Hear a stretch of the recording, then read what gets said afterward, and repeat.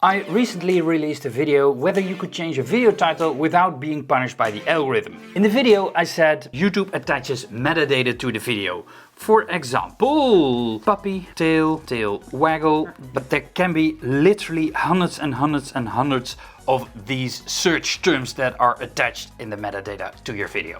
Your title, description and thumbnail at the time of release is what YouTube uses as a starting point for the discovery process.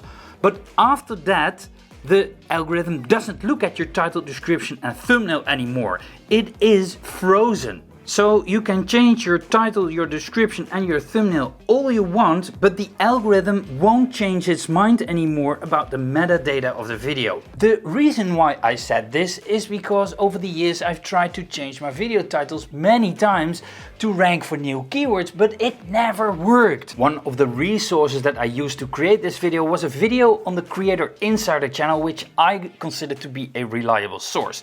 The video says this. Where does YouTube get its data to be able to recommend videos if we are not looking at tags?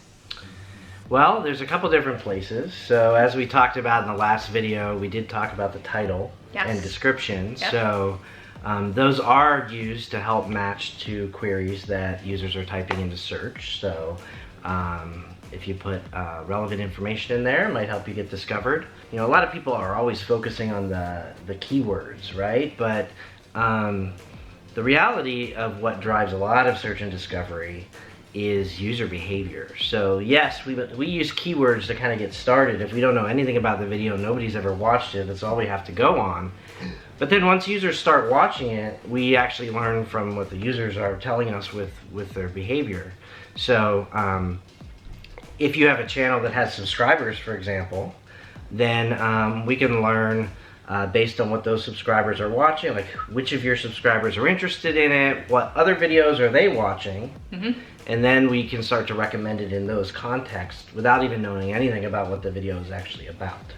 So we do use some data from the title and description, but ultimately once people start watching videos, it's so much more helpful to know like what the audience is telling us about it than it is to just know that, oh, well, this is just another Fortnite video. I really thought that video titles were frozen until I thought of a way to test this. A test that I admit I should have done in the research phase of the video. So I added a unique code to this bad performing video on my channel. I added a unique code in the title and I added a unique code in the description.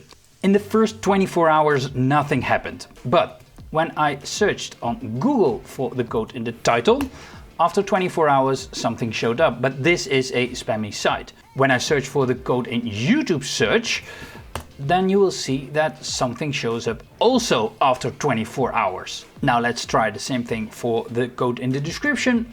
On Google search, only a spammy site, and on YouTube search, again the same video. I did the same thing for a video that performed very well. A unique code in the title, unique code in the description. Let's search for that on Google search. And now something really interesting happens because I get more videos suggested from my DJ channel. Let's search for the code in the description and my YouTube video shows up and a couple of spammy sites. Now let's search for these codes on YouTube search. This was the code of the title. And this is the code of the description. But when we look at the search results, something really interesting is happening, because this code was from the description and this code is only added to this video. But these videos are about the same topics. Those are videos about the best computer for music production.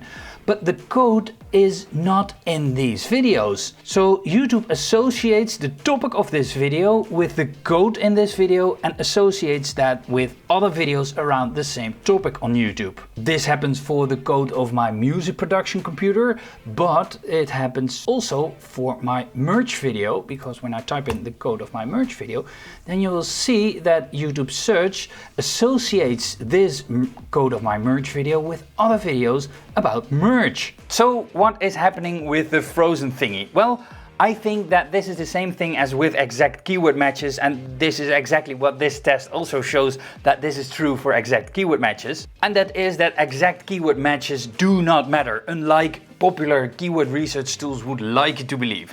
It only matters when a topic is competitive, but not when it's not. YouTube knows the topic of a video and knows related keywords.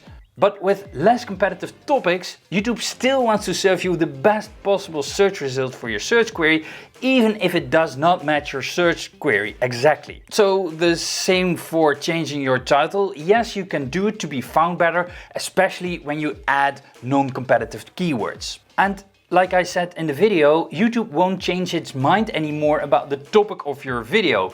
And your title, thumbnail and description are, well, let's say 30%. I don't know the exact percentage.